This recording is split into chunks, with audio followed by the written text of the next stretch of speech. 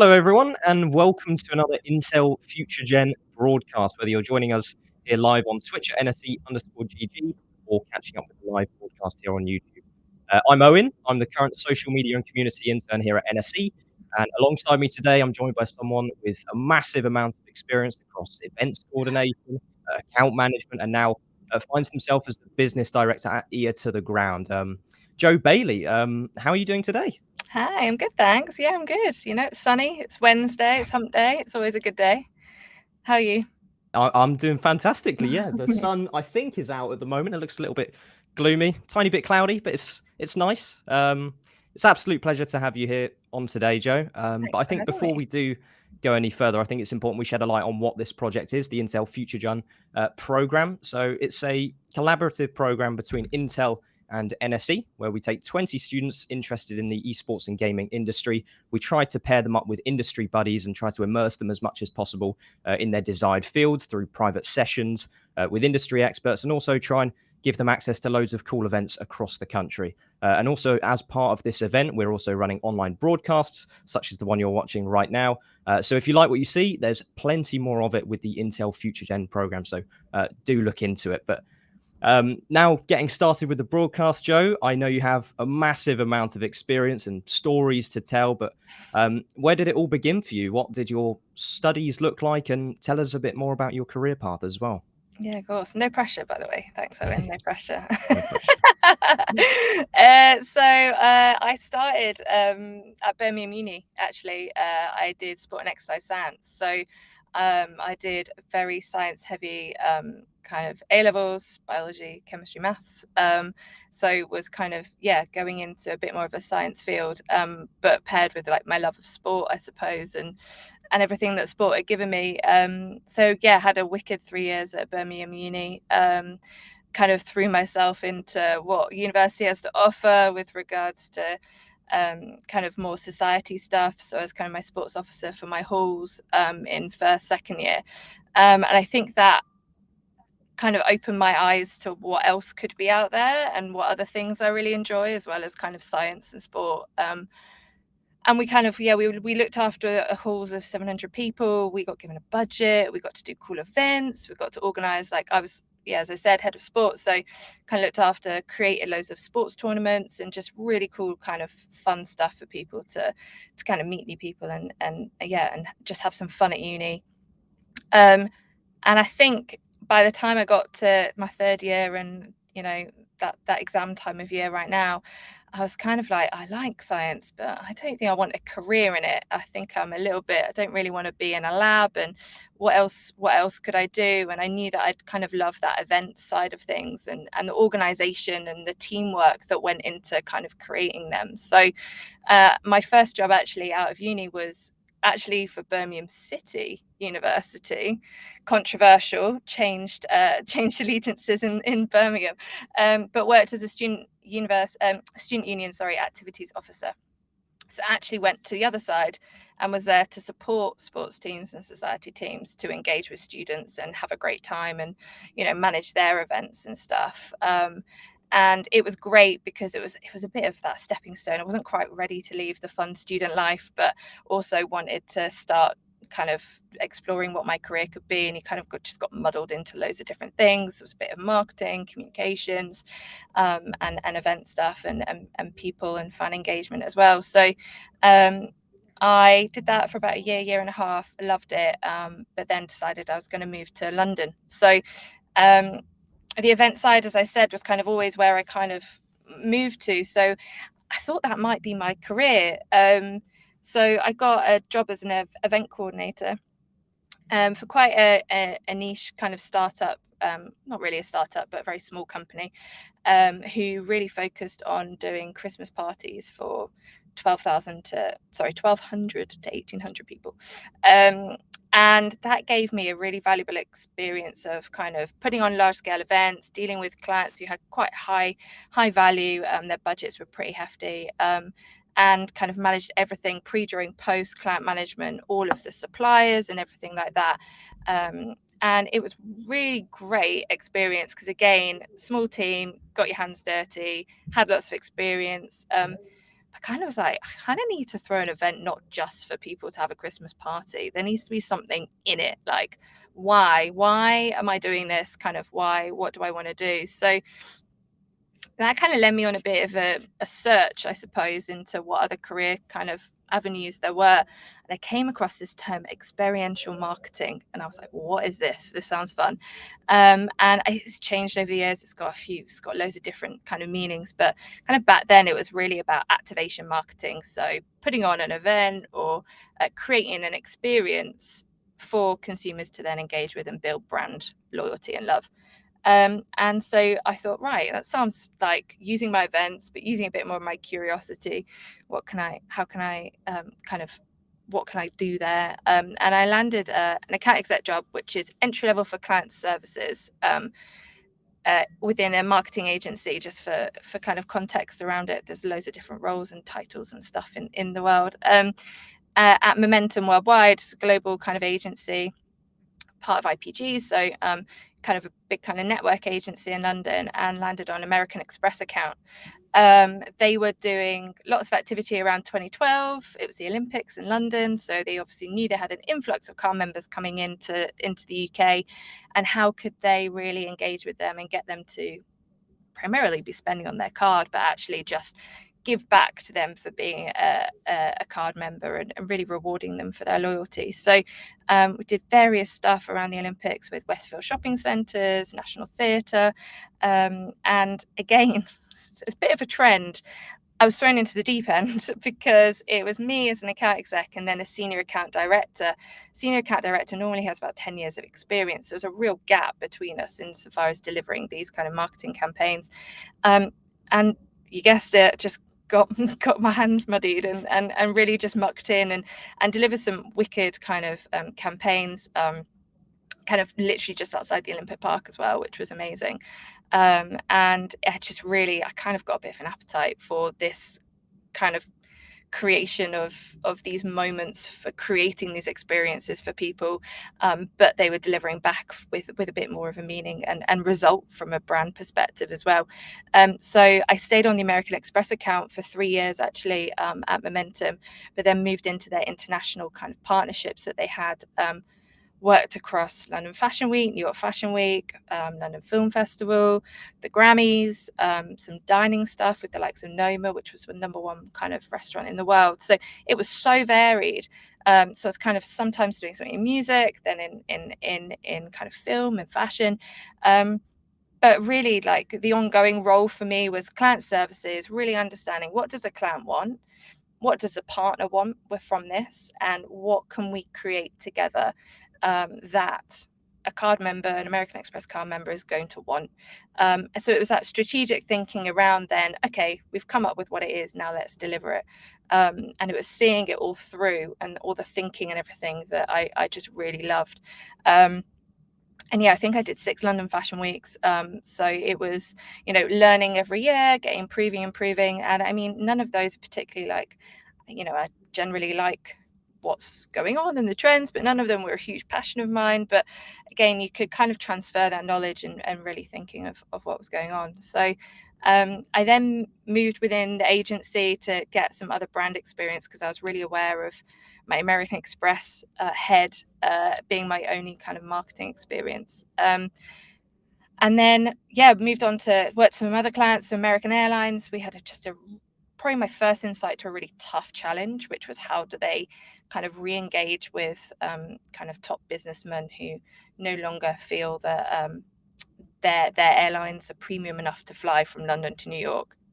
So it's kind of a very complete different challenge to how do you have fun around London Fashion Week? And then kind of worked on Microsoft's partnership with the X Games over in Aspen, which was more of a real rights delivery. So they had purchased a load of rights, kind of like branding and activation spots and stuff. And what can we do with that? Which was a bit of a different way of looking at a partnership that I hadn't done before.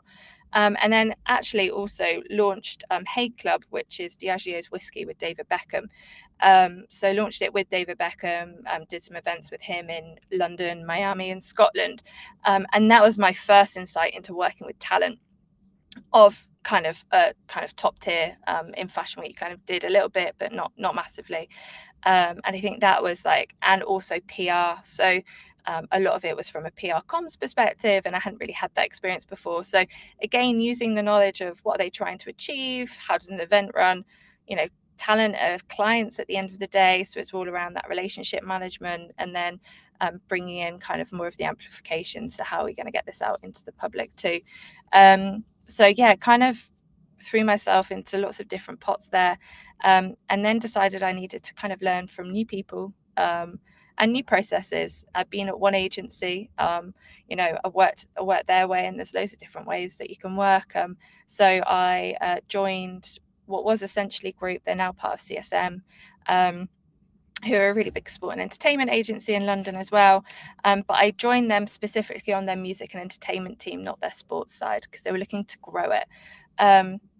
Similar fashion, joined as an account manager. My senior account manager and my senior account director left within a couple of months of me joining. Again, there was a huge gap insofar as what we were meant to do. But, I kind of dug in and really enjoyed the work we did there, and they ended up not recruiting actually above me, and it aided my kind of fast track a bit of a career there. And I had some amazing clients to work on. So it's predominantly Unilever brands. So I worked on Impulse, Body Spray, and Simple, and Cornetto as well. So really fun brands, and really different to what I'd done at Momentum as well. But again, you could, I was a bit nervous at the beginning. So I was like, oh God, this is really different. But actually, these principles still apply. And it was all in music partnerships. So we worked with Charlie XCX, a musician, for a couple of years. Worked with Little Mix, obviously girl band, everyone knows them. I was very happy to work with them. It was good fun. And we just deliver partnerships between the brand and talent then. So using what I'd learned kind of with Hey Club and David Beckham and other stuff, kind of brought all of that through and delivered some really, really fun stuff. We took over an island just kind of off Essex for Impulse Island, did like glitter stations and roller skating, and like just so different from London Fashion Week kind of premium experience. And then Cornetto, we created this really cool immersive experience where fans could come, super fans of Little Mix came, and Cornetto kind of competition winners, and they got to taste. We kind of broke down the flavors of these new Cornettos, so you could get like taste the air, different flavored air, and it was all about love. So it was like love locks and things like that. And then there was a bespoke performance by them as well, and they were really great to work with. So yeah, and then kind of through that experience, then started to kind of have a team kind of built with me and around me, which kind of gave me that first step into a bit more of a leadership management role that kind of then progressed from there.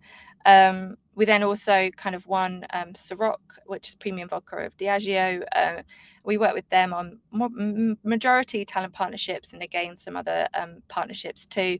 So with the likes of kind of like Tiny Temper, Alessandro Ambrosio, the Victoria's Secrets, Mary Testino as well. We did a photo shoot with him, which is pretty unique. And again, all of it was just using everything I'd learned. It was about comms, it was about brand strategy, getting the right people, what are we trying to communicate, and making sure it was the right thing. So yeah, by the time I left there, I had a team of 6, and I'd started to really look at it a bit more commercially. So starting to look at kind of where's the area of growth, be in new business, kind of get proposals, think about who else we could work with. But I actually decided I needed a break. So I went traveling and left London. Wow. So yeah, it was awesome. And I wasn't sure what I would do when I came back, to be honest. It's great. It's really good fun. Agency life is fast paced. It's intense, but the highs you get from the work that you do are really worth it. So I ended up moving up to Manchester, which is where I am now. And to be honest, I was a bit nervous about what on earth I would do.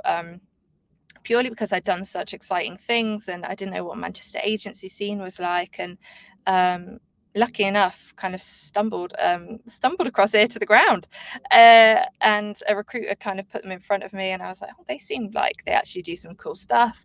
Actually, maybe my career doesn't have to take too much of a U-turn into maybe more standard marketing, and let's have a chat. And yeah, I've been here for now 4.5 years. So it's a ground creative agency, got global footprint with our clients. We work across kind of US and Europe predominantly. But yeah, we since I've been here, kind of worked on Nike, Cricket World Cup, and then actually predominantly my last 3 years has been on PlayStation. So gaming, another new one. Yeah. And one of the kind of strands of that is obviously esports as well. So yeah, we work on PlayStation, kind of their sports sponsorships, more of their UK local stuff, as well as their global talent partnerships and their esports global work as well. So again, just utilizing everything that I'd learned from all of the different experiences and then putting it into gaming and esports too. And obviously we all know the rise in esports in the last few years, and it's just been insane to be a part of. There's so many similarities with sports sponsorships and partnerships that you can see, even music. And yeah, it's really fun to be a part of this ever-changing kind of industry that is esports now. And yeah, kind of lead a team of 10 across my kind of bits of the company, and then support across all of client services too. So that in a long form is an answer to how I am here today. I mean, honestly, it's those sorts of stories which are so fantastic, because it's like everything just seems to come at you so spontaneously, but you're able to sort of transfer those skills, transfer that knowledge, and just make future things work. So I think it's a fabulous story. But moving into sort of your transition then into a gaming role, when you started working with the likes of PlayStation, with this role in Ear to the Ground, what did you maybe find that was different between working in the gaming space to previous fields like sports and music, for example? Yeah, of course. I think there's a few things, right? Like it's evolving constantly, but it's also paralleled with a world that's changing so fast paced. Like look at the changes COVID brought in. Look at the changes just social media and internet brings in on a day-to-day basis. Like platforms are always evolving, and gaming is obviously very much readily relies on these all these online platforms as well. So it's changed a whole heap, and I think it's about just learning all the time, and just really immersing yourselves in it. I think also what's really different is the fans. Gaming fans are, they're a hard nut to crack sometimes. Probably more esports than gaming as well, but you just really need to be aware of your audience, really need to be aware of your fans, because once you have a fandom from them, they'll be your loyalist supporters. But also from a marketing perspective, if you annoy them, I'm not sure if we can swear or not, but if you annoy them, then you'll feel it, right? Yeah, So yeah. I think it's quite different from where I've been before, where it's been a little bit more, Impulse and Cornetto is just about fun and just like enjoyment. And not that this isn't, but it's definitely a bit more of a critical kind of audience that you're talking to, and you have to really respect that as well. And they know if you don't know what you're talking about, so you really have to like read up. And I mean, we have an amazing insights team here. We have also a fan intelligence network, so they keep us on the pulse. I could not do what I do and what we do for our clients without that always on updates on what's going on in the industry, and how we should therefore adapt to that as well. Yeah, definitely so. And with this transition as well, do you think it was one that was maybe easy for you, or do you think it sort of took some real digging into to make that pivot? I feel like I'm going to go in the middle. I don't feel like anything like that is, it's a new knowledge gain that's never easy, but also don't feel like it was difficult. But I think that's because of the team that you have around you, right? And if you put in that reading, you ask questions, you immerse yourself in it, follow some social channels that are going to keep you up to date, read some news, ask the people who are the experts, immerse yourself in it, and just question things. I think it's something I've always done, is just ask questions. Like, don't be afraid Mm. to look like an idiot for a second, because you're going to not look like an idiot because you know the answer in the future. So yeah, I'd say that it was probably like, it was gradual, I would say, like, but I wouldn't say it was difficult. But that's because I have a great team who, you know, I wasn't by myself having to just learn it. Kind of had a load of people around me also, you know, experts in themselves, but also learning at all the same time. Yeah, fabulous. And I think that support is obviously great to have. Um, so tell us a little bit more about your current sort of role and responsibilities then with Ear to the Ground, because I'm sure there's going to be a lot of viewers, a lot of students out there who might not even be aware of agencies sort of Mm-hmm. working in this space similar to what you do. So Yeah. as a business director, what sort of roles and responsibilities do you actually have, and what does Ear to the Ground really do?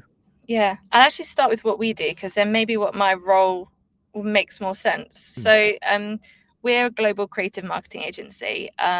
Our kind of specific aim is to really work with clients who are culturally relevant, and they really want to build their kind of brand love and engagement with their fans. That's new fans as well as current fans, existing fans as well. And so we work with the likes of New Balance, with a football global agency, kind of Coke, PlayStation, obviously, Sony, Bose, Formula E.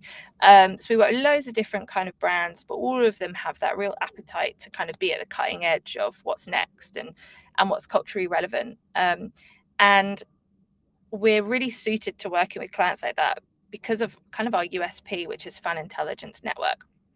So our Fan Intelligence Network is this network we built over many years. So 11,000 fans around the world that we kind of have access to and have built relationships with, and we have a whole fan intelligence team who kind of look after them. And it means that we get real life insight and input and collaboration from fans who truly love what we are talking about. So whether it's a football team, an esports team, a game, a launch coming up, the PS5 product when we worked on that launch. So all of these different things. So, and also take it out of gaming, kind of New Balance, like what talent should they work with, or, you know, what products do people want to see from them? And we work with the fans on an always on basis, and they can be involved for us just insight. So actually, what do you feel? How do you feel? What could we do better? Like, what are you looking for? Or we can work with them on a creative. So if we were to do this, what do you think? Or what do you want to see from a brand that you haven't seen yet? You know, what are all of your other fans looking for? And then sometimes even collaborate with us on the ideas. We're like, we're going to do this. What do you think? Like, we want to create a logo, this logo or that logo. We want to do a soundtrack, this soundtrack or that soundtrack. So we can involve them in loads of different ways. But these fans aren't just general fans. They're really passionate. Like, they know their world. And as a result, their information and intelligence they can give us is like hugely valuable to us. And it really helps us stay ahead of the curve, but also have diversity of thought within what we do for our clients, because, you know, any marketing agency has a limited number of people. And what we can do is tap into really passionate people around the world in whatever markets we're trying to talk to, and just get their insights. And then our team are the experts in bringing out kind of how we will answer the business challenge at the end of the day. So a business will come to us and say, we want to do, this is our challenge, this is our objective, what do we do? And we as an agency will give them kind of the insights, the strategy as to how they can overcome it. And then the creative, what does that look like? Is it a TV ad? Is it a social channel? Is it a talent partnership? Is it a sponsorship? And then once we've kind of agreed on that, it's okay, what does that look like? Where are we going to talk about it? Let's produce it, let's deliver it, let's create it, and then let's actually evaluate it as well and measure it. And then hopefully take those learnings into the next piece of work that we do too. So hopefully that gives a bit of a blurb overview of kind of how marketing agencies works, but how kind of Ear to the Ground are a bit different. Does that make sense before I talk about my role? Yeah, definitely. Yeah. That all makes complete sense. Phew. My role as a business director. So we have lots of different kind of departments within an agency. So you've got your creative department, who kind of are the leaders of pulling together the really creative ideas. We've got an insight strategy department who come up with the thinking and the positioning. We have our fan intelligence department. We've got a social department, but we also have client services department. And our role is to have the relationships with the client, and to be the voice of the client within the agency, to make sure that what we are delivering and creating actually answers the objective and the challenge to begin with, because it's very easy to go off on a tangent as to what you want to create. It doesn't actually answer that challenge. So that's client services. So that's where my career has always been, within client services. So we're the kind of the drivers of the campaigns, we kind of with it from start to finish, and we bring in all of the different experts at different times, and are hugely kind of collaborative throughout, because we kind of have those eyes and ears of the agency, or of the client, sorry, I should say. So my role now as a business director is to oversee our current clients, as well as new clients as well. So ensuring that we really are understanding our clients, understanding their challenges, and actually what we're presenting back is answering that challenge and what they're after, and making sure we're doing it in a really impactful and effective way, that is going to help them out, making sure our relationships are strong, and also looking at kind of new business opportunities, meeting new people, and how understanding their challenges and how maybe we could be a good partner for them too. Kind of have a commercial responsibility now and a planning. So looking at the team as a whole, looking at resourcing, like, do we have enough people? We're about to go into a really busy period where we've got live events for the next 4 weeks in all over Europe, different places. So it's also making sure that the team are okay and they're kind of surviving and thriving, and they're learning, and they're really kind of developing and delivering the best work. So now and again get drawn into that delivery still, which I still love. But yeah, overall it's that kind of overarching sense checking that kind of we're delivering what we said we would. Yeah, absolutely. That makes complete sense as well. And I feel like for a lot of people, it's sort of the jargon of what a title might mean. Like, what does a business director actually mean? But Yeah. when it's actually said, it does make a great deal of sense in terms of the role that's said. So that's fantastic. But for people who are just trying to sort of start out in a Mhm. space similar to the career path that you've sort of stumbled across, when it comes to account management rather, and partnerships as a career path, where Mhm. do you think people should actually start out? What sort of entry level roles actually exist out there? Yeah, it's a really good question. I mean, account management is predominantly in agencies. So look at agencies. There's various kind of big recruiters, depending on what city you're in. And look, internships, work experience. I know we talked to you, you're obviously at the end of your internship, and we've offered internships here. We offer work experience, etc. as well. So just really help you kind of understand and delve in a little bit to whether you think it would be a good environment for you, and whether you're after it. So I would say there, entry level roles are account exec. Some places account coordinator, they can call them as well. So yeah, that's kind of the job level if you are really entering into it. But yeah, have a look around for work experience internship, reach out to agencies to see if they're coming up with a busy period and just need an extra pair of hands as well. Agencies can be very busy places, and as a result, sometimes, if you actually reach out to them and be like, I'm here, I'm interested, do you need anything, you may, even if they haven't advertised anything, you may get a yes. So I'd say that partnerships wise, again, agencies do exist with partnership roles as well. Probably more of the bigger agencies have that partnership side of things. Also, you could go rights holder side as well, so actually work for the likes of UEFA, or the FA, or even like ESL, and various kind of rights holders in that sense. So you could do the other side of it, so actually be the partner. So yeah, I'd say there's a different kind of avenues there, but just try it out and see whether you think it's an exciting environment for you and kind of suits you. Yeah. Yeah, I think I can 100% vouch for the whole try an internship thing. I've definitely got plenty of positives to talk about that, but maybe for another time. um, so also for students getting into these sort of positions, for example, maybe they do find themselves land an internship or something similar. What's something you wish maybe you would have known before you started your career path with this as well? Oh, probably that there's just loads of different variations of it.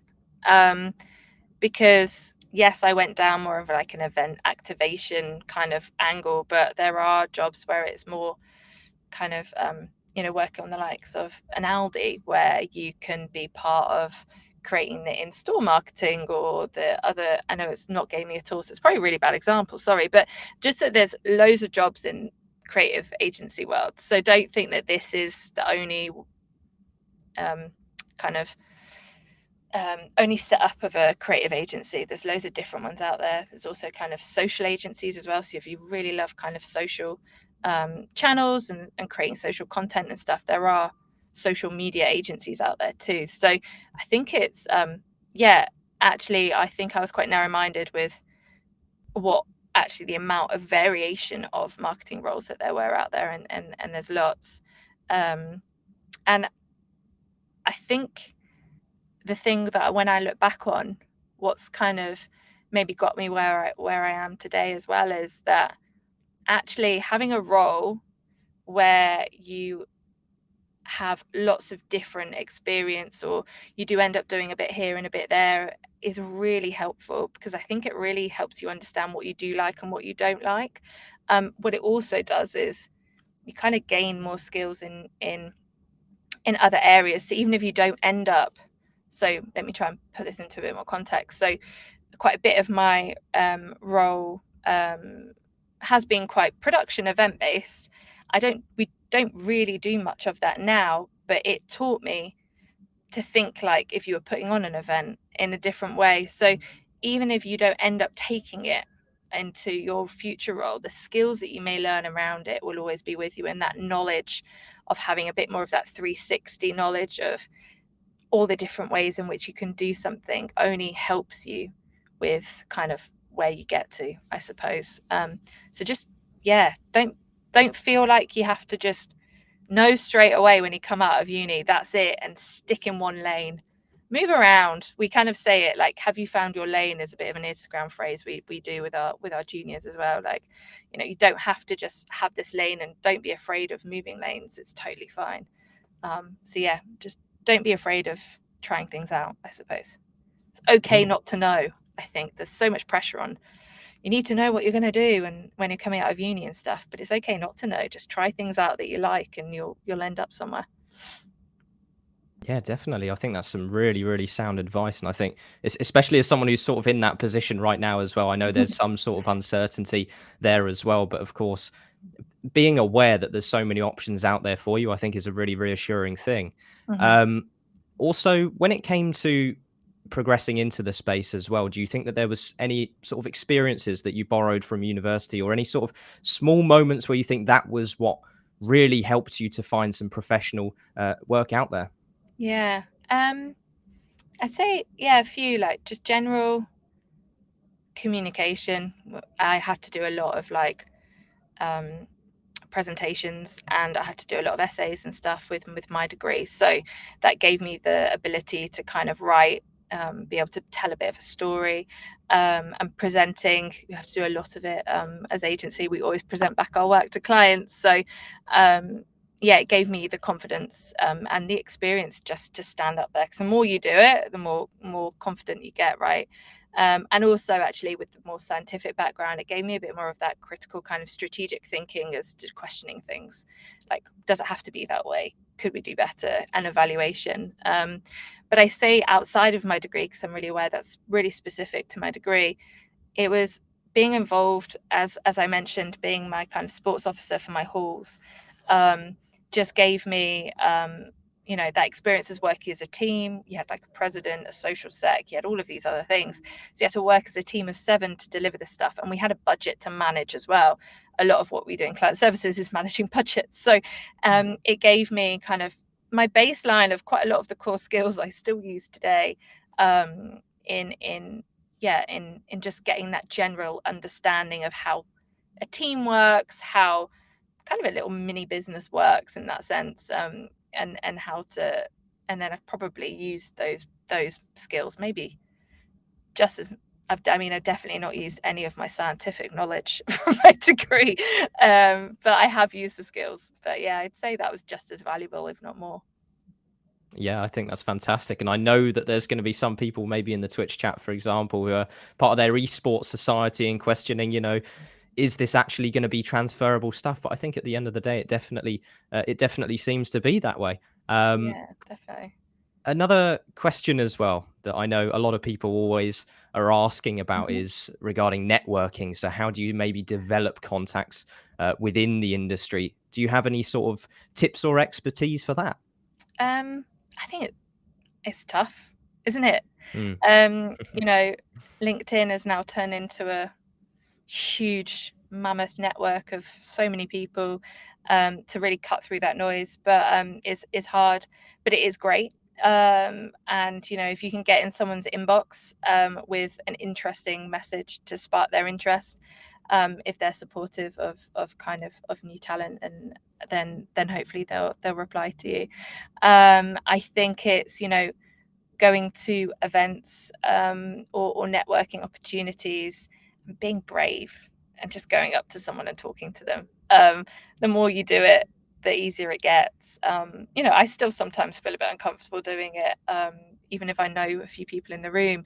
But what's the worst that's going to happen is what I tell myself. So, yeah, I would say that. And then when you are in conversation, listen, ask questions. And at the end of the day, like, people want to work with good and nice people. So, you know, a lot of it is based on, are you a nice person?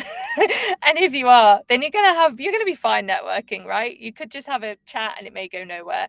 You could have a chat and it may go somewhere. But people want to work with good people. And if that's the one takeaway, yeah, just believe in your good person ability, and the rest will follow. Yeah, yeah, I definitely agree with that. I think honestly, just maybe having the bravery to spark one Mm. conversation could be the difference between getting somewhere that you want to get to or not at all. So I think that's a really crucial thing. Um, I think that just about wraps up all of the prepared questions I had for you, Joe. But it's been an absolute pleasure listening to some of the experiences that you've had and just sort of the way that you've pivoted around the professional landscape with so many learnings and teachings developed from one thing to the next. I think it's very much sort of a logical progression almost. And I think for a lot of people watching out there, it will really sort of strike home that some of the work that they're doing now is almost validated because there is always that next step forward to maybe progress to where you want to get to. But before we do maybe wrap things up, is there any sort of social channels or anything like that you maybe wanted to point viewers towards at home? Well, have a look at Instagrams. Obviously, I'd be rude of me not to say that. So yeah, we're on LinkedIn, we're on Instagram. We regularly share fan insights as well, across esports, sports, and gaming. So yeah, do have a look at that. Yeah, on LinkedIn, Insta, Twitter. And if you want to find me, I think I'm tagged in the LinkedIn post from you guys, and not Twitter actually, sorry, but yeah, on LinkedIn. And feel free to reach out and ask any questions. I won't be able to provide tons of work experience, but we do have a work experience kind of set up here. So yeah, if you are interested in more, then do feel free to reach out to It's the Ground. And yeah, good luck. Just try things out, be brave, and everything you're learning right now is going to be used. You may not know it right now, but it will. Excellent. Thank you so much, Joe. And also for our Intel FutureGen cohort as well, we're going to dive off to a private Q&A session. So we'll be able to ask some more questions there. So if you are a part of that cohort, we'll be diving across to that as soon as possible.